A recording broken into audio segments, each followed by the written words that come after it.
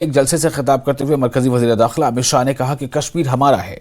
शाह ने लोगों से मुखातिब होते हुए कहा कि जब उन्होंने दूसरी बार नरेंद्र मोदी को वज़ीर आज़म बनाया तो उन्होंने दफा 370 को हटाकर कश्मीर को हिंदुस्तान का अटूट अंग बना दिया।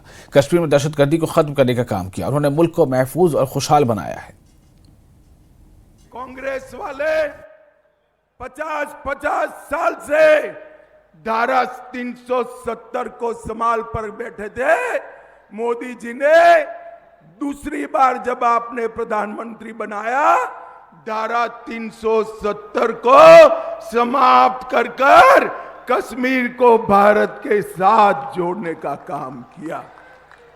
भाई और बहनों, नरेंद्र मोदी जी ने कश्मीर में से आतंकवाद को समाप्त करने का काम किया है।